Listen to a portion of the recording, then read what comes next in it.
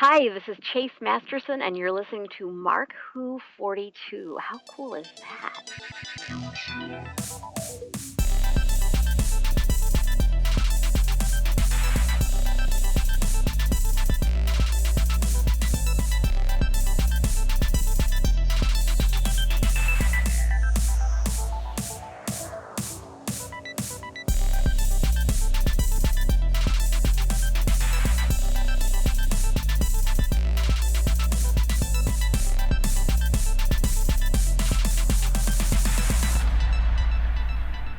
Welcome to Mark Who 42 here on Subspace Radio. I'm Mark Baumgarten, your host, and with me today, as always, is Vicky Jakubowski. Hey Vicky, how's it going? Unseasonably warm. Unseasonably warm? Oh, it's been unseasonably cold down here, and the rest of the country has been cold. I don't understand how you're having warm weather. My little sliver of the country is above temperature. As a matter of fact, I've had one snow day this entire winter. Okay.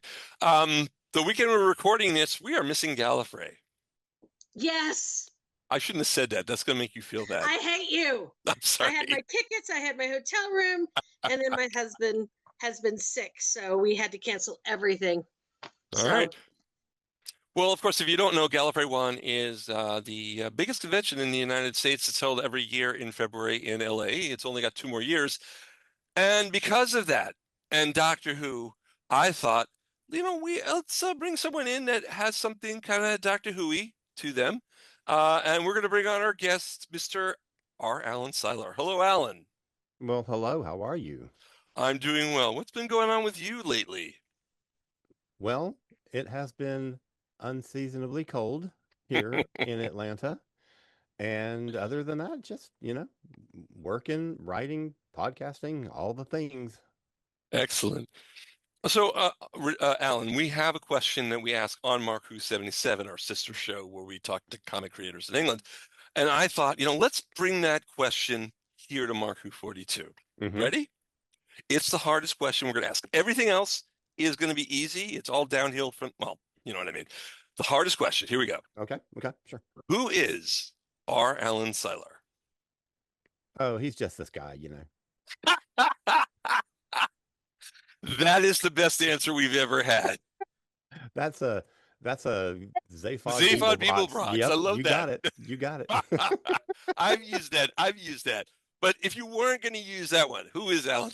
Who are you? Oh my gosh. Well, that guy, he stays way too busy doing all kinds of ridiculous nonsense. Librarian by day, and by evening I've been a musician in lots of different rock bands. I started a little publishing company. I used to run a convention. I do 4 different podcasts, and it's just a ridiculous amount of stuff that I do just to keep busy. And we're going to talk about a lot of what you've just brought up on this show. But I wanted to bring up first Librarian. Okay. I told you when I knew you before that I worked in a library. Mm-hmm. Yeah, okay. I don't anymore. I want to. Maybe I should come up to Atlanta and you can get me a job. I'm a very good library aide and specialist. I just don't have the degree, but I can do everything else. Yeah. And that's my bit of so I could edit that out, but I'm not going to. So, okay. I know you're a doctor. It's actually funny though, because when I lived in Savannah, Georgia, I worked at a library. Wow. We should name this episode. We're calling this episode The Librarians. I like it. There you go. That works. That works. So, okay, I mentioned Doctor Who, but I know you know a lot more than Doctor Who. What are your geek creds? I'm sorry, what now? Your geek creds, your credentials that make you a geek. Oh my gosh. Well, let's see. I was watching, my earliest memories are of watching the old George Reeves Superman serials on television. Okay. Not in first run, I'm sure. I'm not saying that. I'm an old dude, but I'm reruns. not. I think I'm old too, but yeah. But that's like the earliest things that I can remember. That and seeing news reports of the moon landing and things like that. Yeah. But I grew up having this interest in just this fascination of what's out there. You know, Right. I would stay out, and this is Central Florida, rural Central Florida, mosquito ridden rural Central Florida. I would stay out late at night with, I Hmm. never had a telescope, but with binoculars, and I would just look at the night sky and just wonder what's out there and imagine, being able to travel and to experience things Hmm. outside of the realm of our own world until the mosquito bites got so bad that I had to go back inside. So, you Yeah. know, Oh, Central Florida. Wow. oh boy, yeah. That's so. Where did you watch your Doctor Who off of? UCF or were you further? No, You were further west. it was the one in Tampa, WEDU. EDU. Yeah, yeah, Yes, yeah. EDU. Yeah. And I started the first one I ever saw, November 23rd, 1983, The Five Doctors. That Very cool. was a friend of mine had been telling me about this show called Doctor Who. And she's like, "Well, it's coming up on its 20th anniversary. Why don't you come over?" I think that fell on a Wednesday night, if I remember rightly. Okay. Come over Wednesday night, and there's a 90-minute 20th anniversary special. Come over and watch that with me, and just see what you think. And I sat and watched my first Doctor Who ever, and was mesmerized by it, just captivated by it. So Wow. that started the journey. Excellent. Vicky? Well, you kind of answered the question of why Doctor Who. Um, Hmm. and I think that Mark and I may have similar stories where from that first episode we caught. Now I don't remember the day I caught it, but I Well, know it was in the luckily mine is 70s a on big PBS. anniversary, so it's easy And to remember the date. Yes. and Yes. my date incorrectly was in the book Fantastic, but was corrected in the interview with Nick Seidler when they were on. It was, I didn't remember that they showed some of the Tom Bakers out of order in Channel 2 and the starting date. I was a little off, but I went back, looked at DW broadcast, and got the right date. Anywho. Yeah, I'm almost positive for me it was when we were stationed in Daytona, in Florida, ironically. Mhm. So I'm a military brat. Pick a state, I've been there or lived there. And I was obsessed with becoming an astronaut. And yeah, my older brother and I, we were convinced we were going to become astronauts and we were going to take over the world and we were going to, and caught Doctor Who on PBS, and it was so perfect for us. And it's interesting the way it grabs you. No matter what episode you started with, there's something about it that's a little bit magical. Oh yes, I know somebody who their first exposure ever to Doctor Who was the Horns of Nimon, and they still loved it. OMG. But it's That's funny a that point. you talk about you're interested in being an astronaut, because growing up in Central Florida, so much stuff revolves around the space program. Yes. And I would be able to be out in my backyard, or I would climb up on the roof of our house and watch night launches, shuttles and rockets and stuff. And so, I mean, I really think that culture really just seeped into my brain, and I was just, I don't know, predisposed to Wow. loving anything. Like when I was growing up, a tiny kid, my show was Lost in Space. Oh, And it's because Okay. and because it was this family who was having these space adventures, but it was Will Robinson. It was this kid who was the same age as me, who was out in the universe having these adventures on different planets with different aliens, and his best friend was a robot. I mean, that was like my fantasy world. And that's kind of funny. You say Lost in Space, because my original experience through my childhood was Star Trek. Yeah. And I watched it on WPIX every night with my mother from the early 70s on.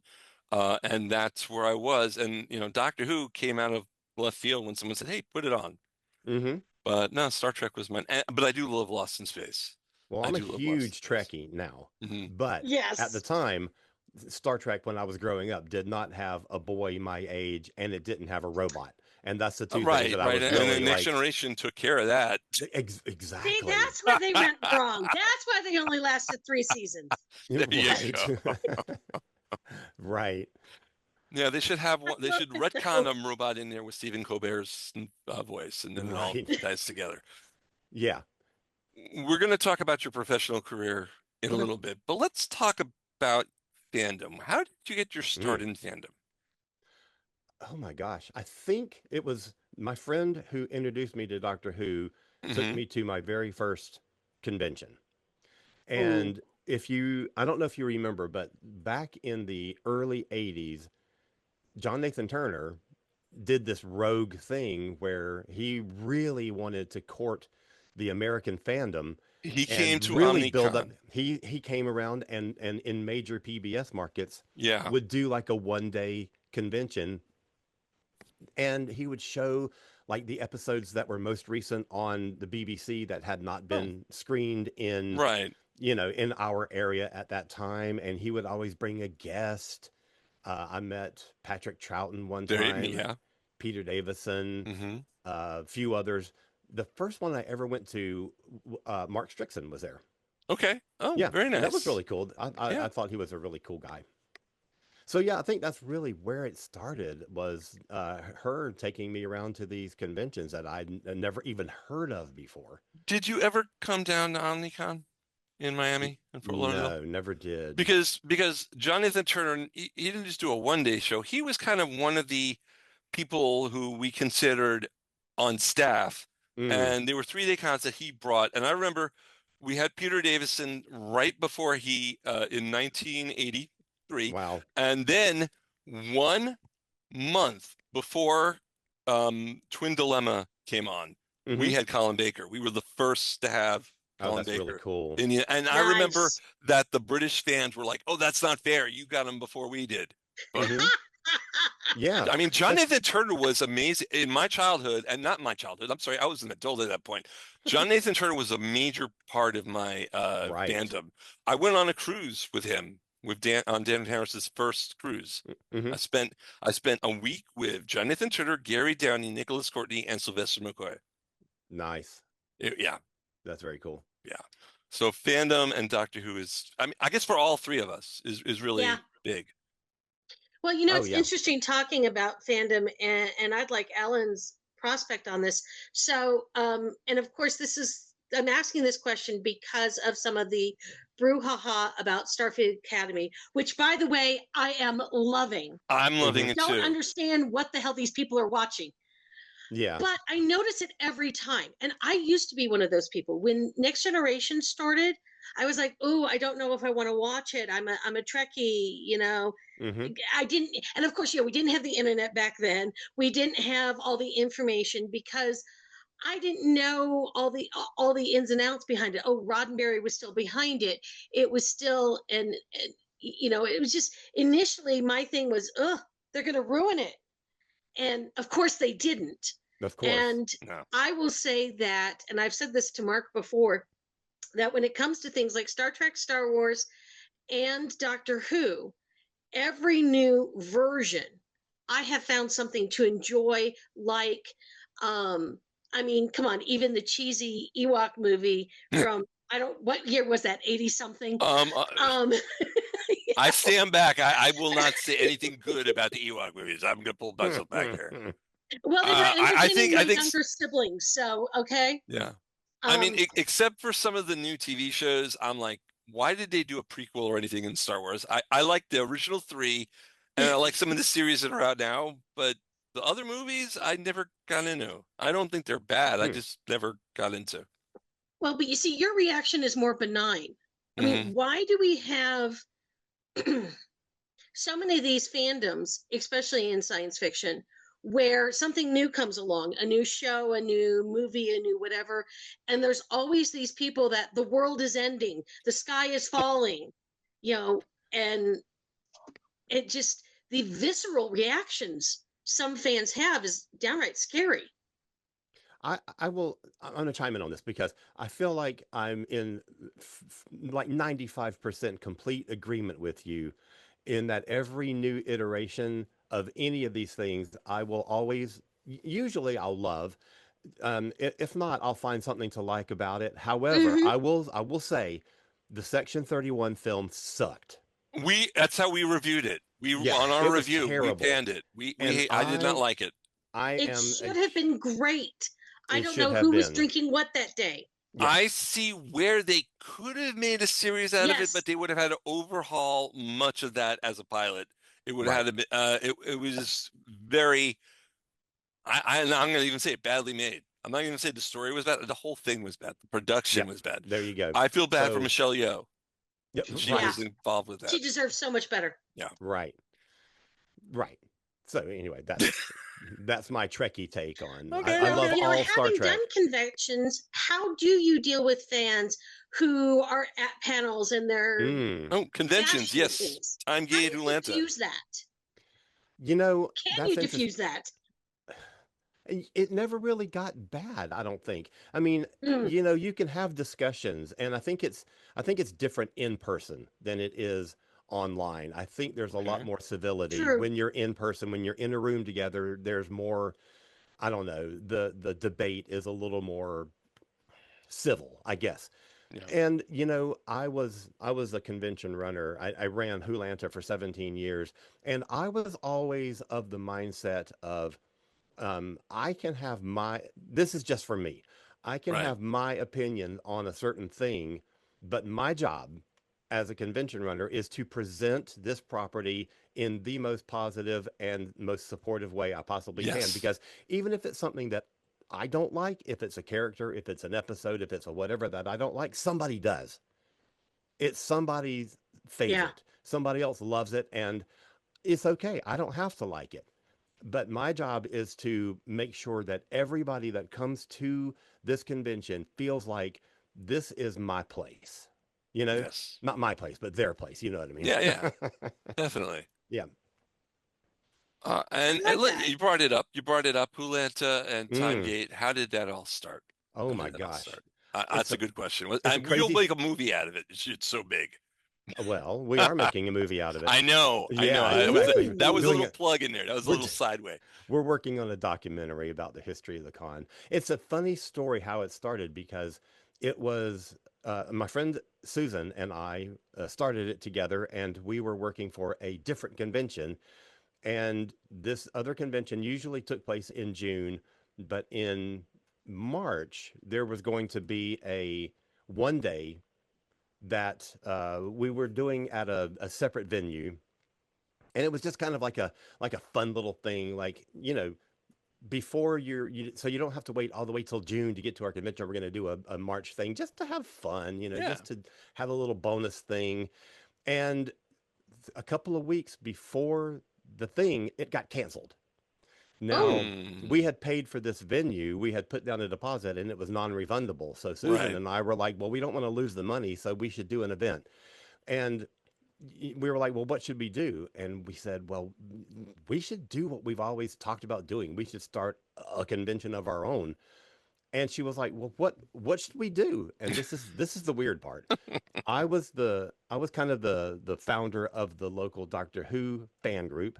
She was the founder of the local Stargate fan group. So we're Hmm. like, well, let's just do a convention that's all about Stargate and Doctor Who.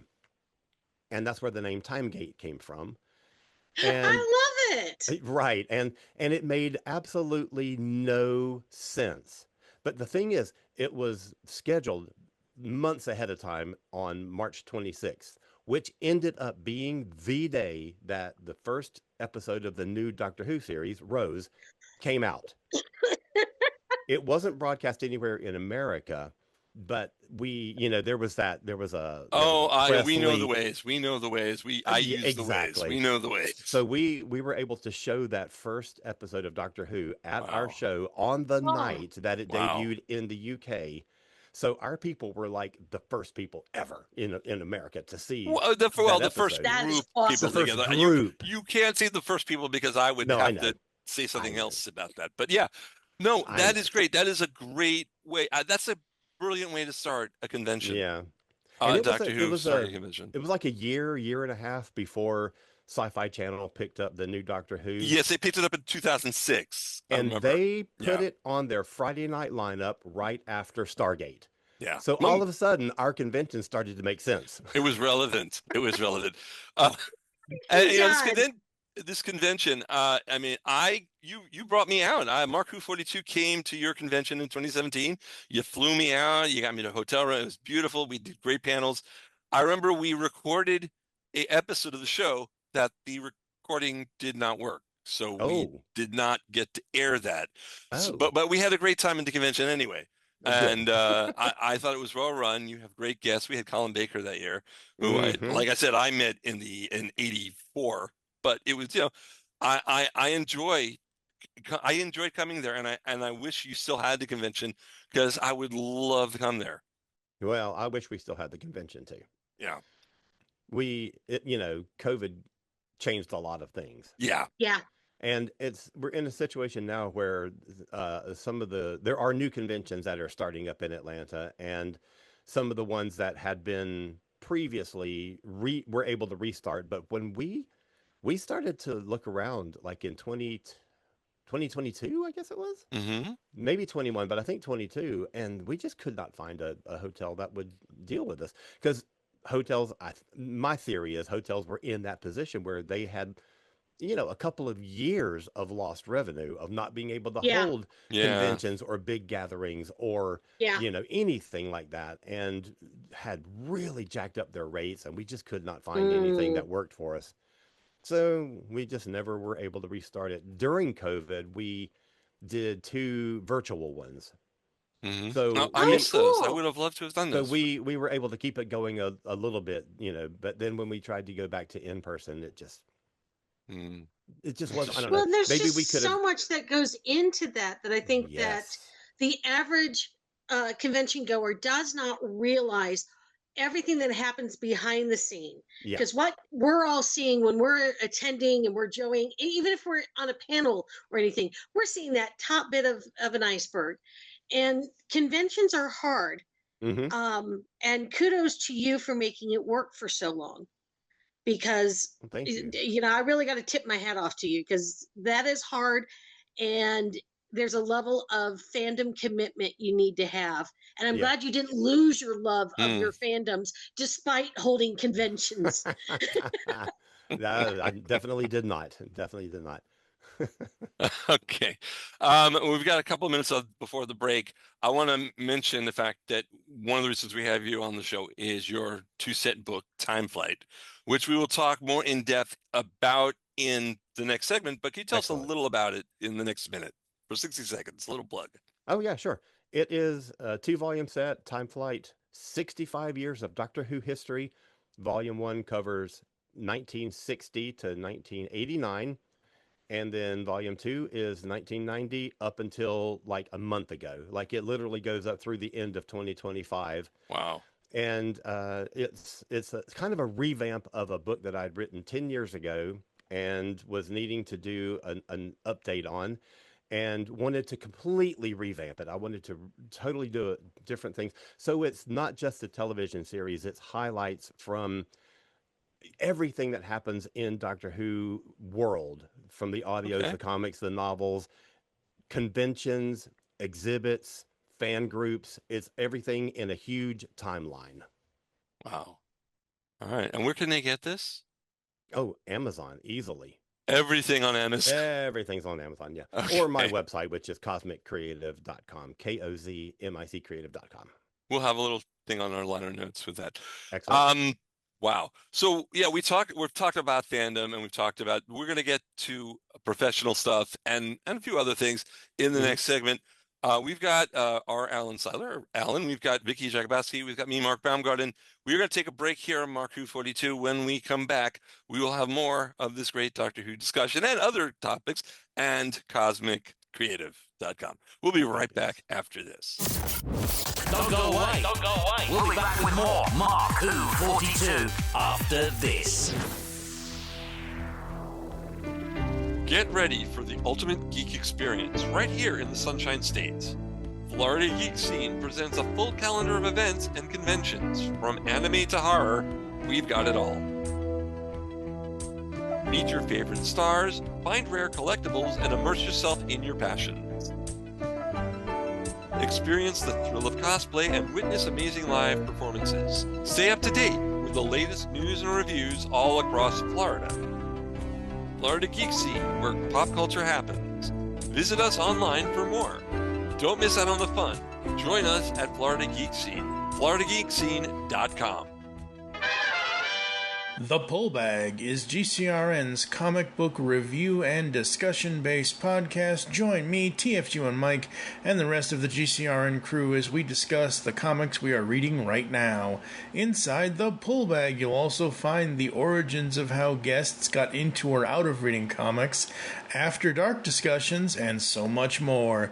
You can find the Pullbag every Wednesday, which is New Comic Book Day, only on geekcastradio.com and on anywhere you consume your podcasts. Make your great escape into comics and jump into the Pullbag today. You are listening to Mark Who 42's Universe. Welcome back to more of Mark Who 42 here on Subspace Radio Network. We're also on Florida Geek Scene, Geekcast Radio Network, and all around the interweb thingy.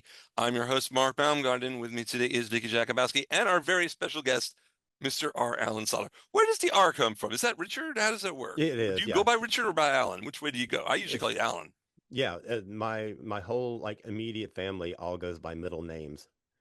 I don't know why. I don't know if that was a decision somebody made at some point, but that's the way it is. So Richard's my first name, and I've always gone by my middle name. Okay. and of course, I'm Franklin Baumgarten. And Miss Jakubowski, what's your name? I would be Lynn. Lynn Jakubowski. Okay. Which is my sister. Vicky Lynn was a huge doll in the 60s. So well, Lynn would be my sister as well, the one that lives in England. Pretty much everyone born in the 60s and the early 70s was the middle name of Lynn. So you're listening to Frank Who 42 here on Subspace Radio. I love it. Okay, we started talking a little about conventions, but let's talk more about Kozmic Creative, LLC. I love the LLC. It is always helpful. How did you start Kozmic Creative, and why did you start it? It was after I wrote that first book that I had done. It was coming up on the Doctor Who 50th anniversary, and I got this idea where I was like, oh, you know what I'm going to do? I'm going to do a countdown of my 50 favorite, best Doctor Who stories ever, and do them all as a Facebook post, one a day, and, start from 50 and go all the way to number one, and number one will end up on the actual day of the anniversary and blah, blah, blah. So after I'd done that, I thought, oh, man, I'd put so much time and thought and work into those posts and picking what stories was going to be and in what order they're going to be and doing a write-up on each one and all that stuff. I should really do something with that. So I turned that into the first book that I ever wrote, which was at that time was called Doctor Who's Greatest Hits. And it was a countdown of basically those same 50 stories, but I took a little bit of liberty with it to double up a couple of things, to get a couple of extra stories in. So for instance, I ended up putting Kenda and Snake Dance in one entry so that I could make room to add one more story in somewhere else, That's fair. That's fair. That's fair. And I do think of that one as kind of a two-parter. Yeah. It's it would have been nice two if there was a third story, part. Yeah. So that's where it all came from. And from there, I just thought, I should formalize this. And that was the name that I came up with to publish under. And it kind of rolled from there. And it's been more than Doctor Who, hasn't it? There are children books, there are other genres. What can you tell us about it? Yeah, well, I published a children's book called Lucy Can't Dance, which the inspiration for that, oddly enough, was a David Bowie song that it has nothing to do at all with the song. But I was listening to that song for the 50-100th time, and I thought all of a sudden this idea just came to my mind. Lucy can't dance. Lucy could be a little girl who's trying to find her way in the world and trying to express herself. Anyway, so it came from that. And a friend of mine named Stephanie Jackson illustrated it. And that's been out for a few years. One of the podcasts that I do is a Star Trek podcast called Earth Station Trek. And I and my three co-hosts wrote a book together we wanted to be able to investigate some topics that either we had mentioned on the show or had not ever gotten around to exploring in the depth on the show that we would want to, and we wanted to make it something more personal. So we wrote this book together where each of us took 1/4 of the book and wrote a series of essays on whatever topic we wanted to write. So it's just all kinds of things. I'm currently working on a book about David Bowie. So Yay! Nice. That is nice. I'll have to pick that one up. yeah, that's going to be my next big project. Sounds like a plan. Okay. So you talked about you were a musician, ever professional, or because I mean, I looked through the notes you sent me and I looked on a Kate Bush band. Oh yeah. Wow. Yeah. That I have a friend who is a total nut over Kate Bush. I love Kate Bush too, but Yeah. I've got to tell him about this. Do you have any recordings? I mean, this is amazing. What kind of stuff have you done besides this? I've played in orchestras, operas, jazz bands, folk groups, rock groups, all kinds of things. But most recently, I've been involved in a few different rock tribute acts. Was in a couple of different Kiss tribute bands for a while, which is so fun. I was in a Heart tribute band for 5 years or so, a David Bowie tribute band. And I was one of the founding members of this Kate Bush group that I didn't continue on as long as I had hoped. So I was there at the beginning of it, but not to the point where I was performing with them. You said opera. What operas have you done? Because I've mentioned this on the show before. As a child, I sang at the Met in many operas. Before, when I was between my ages of 8 and 11. I was at the Met, and then when I came down to Florida, I did Mephistopheles and Coral. And so what have you done? What kind of stuff have you done? Well, I'm a percussionist. Okay. So I was, in my orchestra days or whatever, I was always in the pit. And the first one I ever did was in college, and it was The Marriage of Figaro. I played the timpani in Marriage of Figaro, and that was so fun. And it was, we rehearsed for months, then we did dress rehearsals, then we did 7 performances, and I never got sick of it.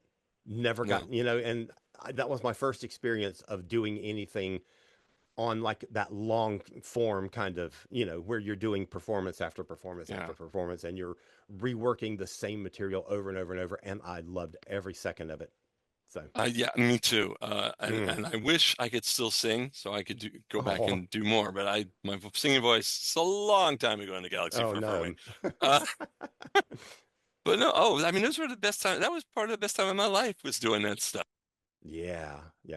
I mean, some of the orchestra performances that I was in, like we did the Stravinsky Firebird. Okay. Oh my God. What a piece of music that is. Yep. So that's my glory days back in my orchestra days. I loved it. But Kate Bush, wow. I mean, the resurgence because of Stranger Things last year, or was it 2 years ago? A couple years ago. A couple of years ago.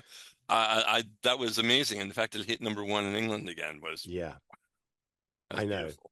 I know. I've been a Kate fan technically since '85. Okay. When the Hounds of Love album came out, but I was exposed to her before that.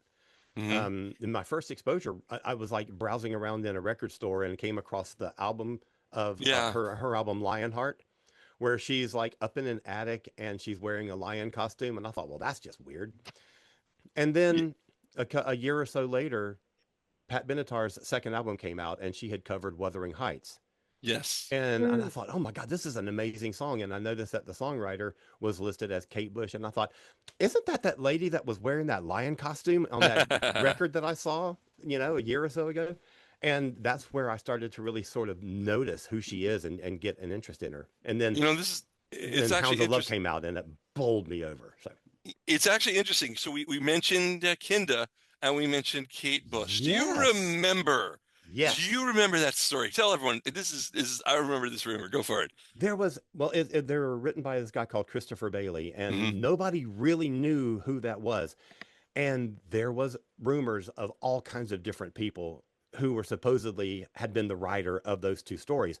And the leading rumor was that it was Kate Bush, because there's a lot of themes and imagery in those two stories that you can find traces of in her music. And it's the funniest story. She has never had anything to do with Doctor Who. Not at but, all. But it's so funny that It's people still a sort good of story. Tell it anyway. I It's know. a great So, story. but it's so funny that people sort of latched onto that and thought, "Oh my gosh, I wonder if Kate Bush actually wrote those two scripts."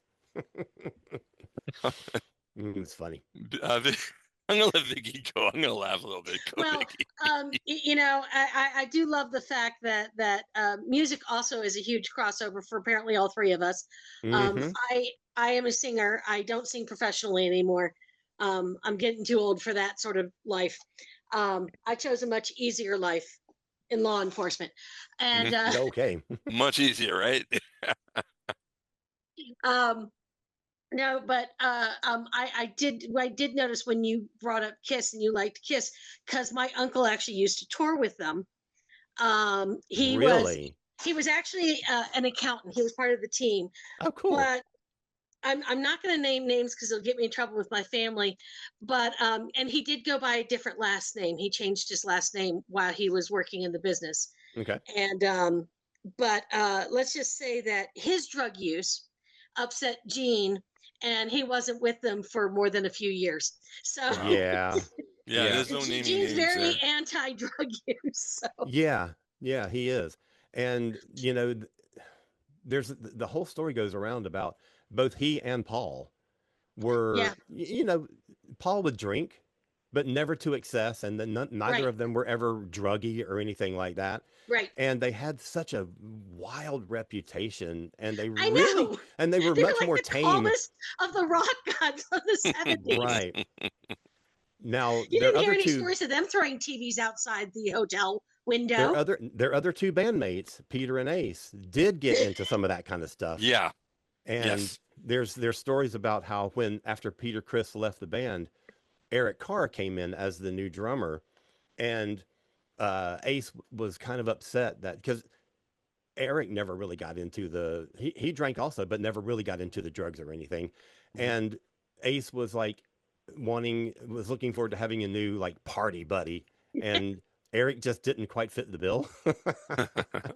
So poor Ace, man, he was the only one left standing, still doing Wow. but he got clean later on, so it's all fine. That's Yeah. good. Yeah. But yeah, I just, it is interesting that I have found with a lot of my fellow sci-fi fans, somehow it crosses into music. Not always the exact same music, but we also tend to be really big fans of music. I've got a massive movie collection. I've got a massive album collection. Actually, sadly, my original album collection was destroyed in a move. Mine was destroyed in a house fire. Fabulous. Yes. Oh, That's not good. That's not good. Man, terrible. Mine was lost. Mine was lost by just not being there anymore. I don't know where any of it went. Oh gosh. I don't know where anything went. I had albums. Slowly I had rebuilding it now. Well, digitally. I'm not. Oh. Yeah. Now I'm trying to I rebuild love the sound of an my album. LP collection now. Yeah. I have a massive CD collection, but yeah, so do I. No, but I like the crackling. I love vinyl. Oh, And I hate there's let me nothing change like that. I like records. I hate the term vinyl. I don't like calling, they're my vinyls. No, they're records. They are records. I may be old school. I'm OG. I don't know. I listen to records. I listen to 8-track tapes. I listen to cassettes. CDs 8-tracks came I never eventually. got into. No? 8-tracks, man, they were hard. Okay. Here's the thing. I used to, this is funny. When I was a kid, I had my stereo had an 8-track player that had a record on. You could record on it. I used to record radio shows with music, and I did Doctor Who themed radio shows. I wish I still had the 8-track tapes because there was some really good stuff on it. Oh, that's cool. And that was back in late 70s, early 80s. Some good stories.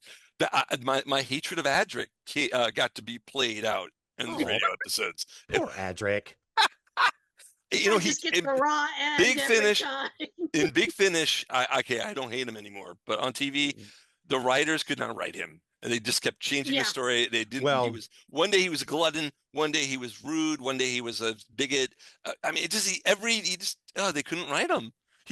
After Tom Baker left, that was it. They had nothing to write for Matthew. Yeah. I get you. I get you. Yeah. Okay, Alan, I read somewhere you like classic horror movies. Yeah. Universal or Hammer? I grew up more on Universal. I don't Okay. think, when I was younger, I don't think I ever got as much exposure to the Hammer ones. Mhm. So the Universal ones is really where, all of my like early formation of my taste and everything came from. But I was much more into like the early, like the monster movies, the Godzillas and the Gameras and all that stuff. Oh, man. yes. Destroy All Monsters was Oh. one of my favorite films ever. I never told the story. Destroy All Monsters. I think that's what was playing when my sister was born, and we were at our grand aunt's house being taken care of while my dad and mother were in line.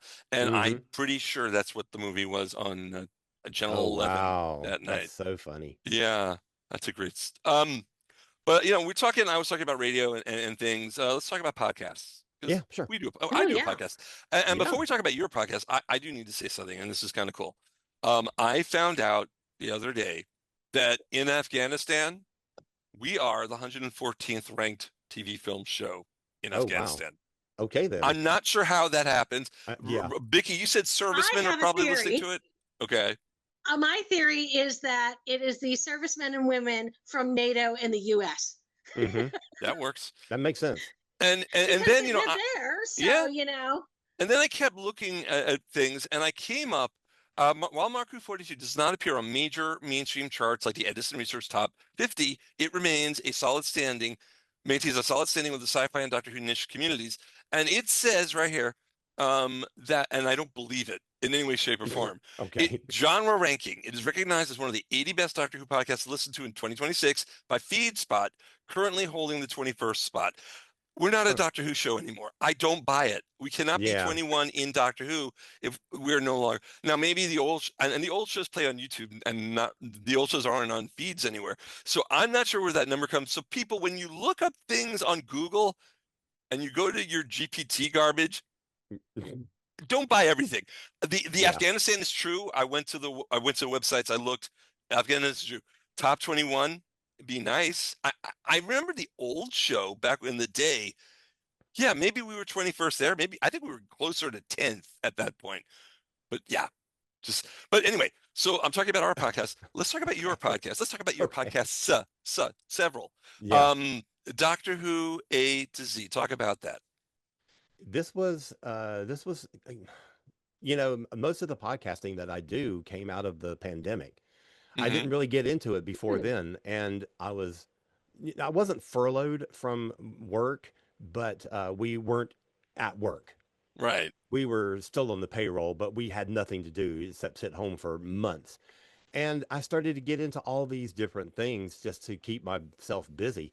And I started doing a live, like the new Star Trek shows were running, like Discovery had begun and all that kind of stuff. And I started doing sort of an after show live on YouTube that where I would just have different friends on each week and review that week's episode. And I got invited to be sort of on the ground floor of this new Star Trek podcast that was starting. We're part of the ESO network. Yeah. And they wanted to start a new podcast, a new Star Trek podcast, and they invited a couple of us to be on the ground floor of that. So that was 5 years ago, I think it was. We're coming up on, I think next week is our 250th episode. So anyway, that's a total like side story.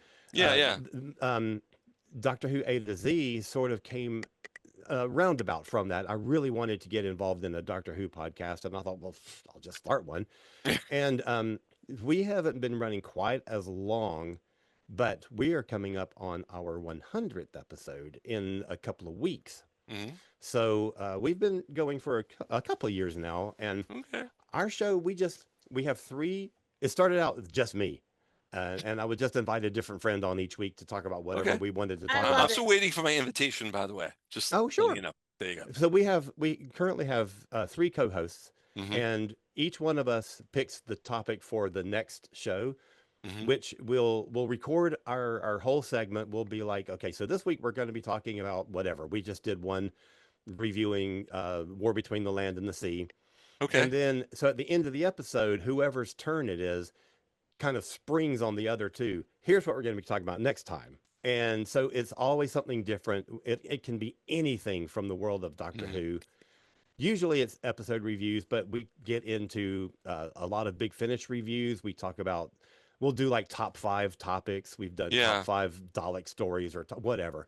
And those are always a lot of fun. We did one like a retro on the Tom Baker era when we come up to the, whatever the anniversary was, 50th anniversary, something of the beginning of his. Yes, Robot. The beginning of Robot was 50 years. So, now 51. But yeah. Crazy, isn't it? You also, Modern Musicology. I've been a music lover for my entire life. And so this is one that I started a few years ago with a couple of friends, and we just talk about whatever music topic. We don't really get into too much like modern stuff. We're normally like 70s, 80s, 90s, legacy kind of topics. Yeah. And we'll just talk about anything. We have interviewed people from like pretty well-known people like Gina Shock from the Go-Go's, and we've had her on twice. We've had Tony Levin, who is from King Crimson and Peter Gabriel's band and lots of other things. We've interviewed 2 of the original members of Heart. We've had what's his name, Ricky Bird from Joan Jett and the Blackhearts. Any of your bucket list people on the show? Do you have any bucket list people? Oh man, there's so many. There's so many. Yeah, we were working with a lady who got us a couple of our guests. Also represents Nancy Wilson of Heart. Right. Oh my God, if I could get an interview with Nancy Wilson, that would be the biggest thrill of my damn life. But but so, there's lots of people. I mean, I'm just a huge music nerd, and we talk about whatever. We talk about prog rock. We'll talk metal. We did a show on the 50th anniversary of hip hop. We just cover whatever. And our favorite ones to do is every year we'll do like an anniversary show. So we'll talk about the albums. Like this year, 2026, we're talking about the albums that were released in 76. And then we'll do an episode, a 2-part episode on 86 and then 96. And we love doing those because then you can really get into all different kinds of music genres, just whatever was coming out at that time. And it's so interesting to look at how the music landscape changed in those 10-year increments. 76, you still have a lot of like some of the bands that were big in 76 are still active in 86, but you have all these other upstarts who are coming along and these new forms of music, like new wave and all this kind of stuff is happening. And then you get to 96 and you get into the grunge and the new metal. And it's just so much fun to see the changing landscape of the music industry over those big jumps. It's fun. All right. Okay, we're getting near the end of our episode, and we really only started to talk about time flight. And you said that it's a re-evaluation of an original book that you did 10 years ago, and and it's available on Amazon, but I think we may have brought this up. What inspired you? What inspired you to redo? To redo it. What inspired you to? That's what I want to look. I can't even think of the word. But your inspiration for any of your writing. Where does your love of writing come from? Where? My love of writing, comes, I think, from my 8th grade history class. Because instead of just doing a report on the Gettysburg Address, I wrote these stories about, and this is so funny because I had never heard of Doctor Who at that time. I wrote this series, like literally these things were serialized. Every essay that I wrote built on the one that came before it for that whole year. And I was this little like inventor who had made a time machine, and my best friend was my companion. And we would travel back in time to these different. So like I literally wrote a story about us witnessing the Gettysburg Address, and we would have all these adventures. That's where it really comes from.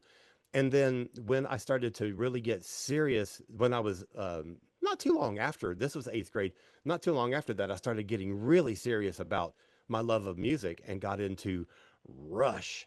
And being a drummer, of course, Neil Peart is one of the greatest drummers on the planet, and Okay. was doing things that really expanded my understanding of what drumming is.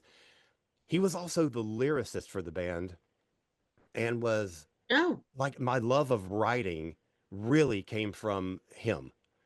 It came from, I'm the drummer in the band, and people always think drummers are the dumb ones, but here's this yeah. hyper intelligent guy who is a true poet, who has the vocabulary of a dictionary, Mm. and writes these incredible pieces. And I was like, that's what I want to do. So my love of writing really came from learning Neil Peart and starting to write song lyrics of my own, and it just grew from there. Okay. And plug the book, Time Flight, one more time. Yeah, sure. Let's get it out there. Yeah, sure. Time Flight, 65 years of Doctor Who history, 2 volumes. One basically covers the classic series, and one the modern series. And it starts in 1960, and there's a reason for that. Even though the television show starts in 1963, I sort of trace the origins of the ideas that led up to Doctor Who. And the very first thing that was ever televised that became part of Doctor Who was this test pattern that somebody created for a televised opera. It was like a special effect, and that got used as part of the title sequence for An Unearthly Child. Oh my gosh. Wow, I did not know that. Doctor Who's origin on television goes all the way back to 1960, but then you have Sidney Newman, who comes in with the idea of, and it's a whole story about how Doctor Who evolved into the show that it became. So that's my starting point, and it goes all the way up to really the end of a war between the land and the sea. All right. And you can get this on Amazon. You can get it on Absolutely. Amazon. Absolutely. All right. We are just about out of time. Alan, I want to thank you for coming on the show. And thank you so much for inviting me. This was such a pleasure. I'm good. And you can definitely come back whenever you want when we do reviews Yes, of Doctor I'd Who. love All right, to well, Please come see you back. next week. Anytime. And I would love to do yours. Before we go, I do have to do a plug. On March 8th in Cocoa, near where Tony Nelson and Jeannie lived, at the Holiday Inn Express and Suites, Mark Who 42, Sci-Fi Sea Cruise, and Hurricane Who are sponsoring a meet and greet signing event with Sylvester McCoy, Carol Ann Ford, Sophie Aldred, Nicola Bryant, Fraser Hines, Tim Dane Reed, John Davey, love John, Simon Carew, Gareth Weekly, and Nev Fountain. We're going to have that. It's going to be at the Holiday Inn Express and Suites Cocoa. It starts at 4:00, and it's going to be fun. There are charges, of course, for photographs and autographs, but it's what happens when they come over. I did. That's a good question that I want to bring up last, Alan. The differences between, and I don't know if you know this, the differences between autograph prices or any autograph price in England compared to what they are, what do we do in America? This is because of Gallifrey. I'm bringing this question up. You had a convention. Why do the artists? I mean, is it like part of the deal where you pay them a little bit and then they get the rest of the revenue from there? How does that work? In most cases, it's a guarantee. So they are guaranteed to walk away with X number of dollars from your convention. So anything that you sell in terms of autographs or photo ops or any of that stuff goes toward that. If the stuff that they earn from that doesn't equal that guarantee, then you pay the difference. Oh, and so you learn something new every day here on Mark Who 42. Thank you to Happy to be educational. I mean, we are educational. Thank you, Alan, for coming on the show. Our Alan Siler is an author, editor, podcaster, musician, and the owner of Kozmic Creative, LLC. You can go to cosmiccreative.com to buy his books. Thank you once again, Alan. Thank you so much. It was such a pleasure to speak to both of you. Thank you very much. Vicky, I'll see you next time. You got it. And everyone out there, bye. You've been listening to Mark Who 42. Your hosts, Mark Baumgarten, Vicky Jakubowski, Juan San Miguel, and Zion Quiros. If you'd like to leave a comment for us, please email us at marku42.42@gmail.com. Marku 42's Universe is produced and directed by Mark Baumgarten. Copyright 2026.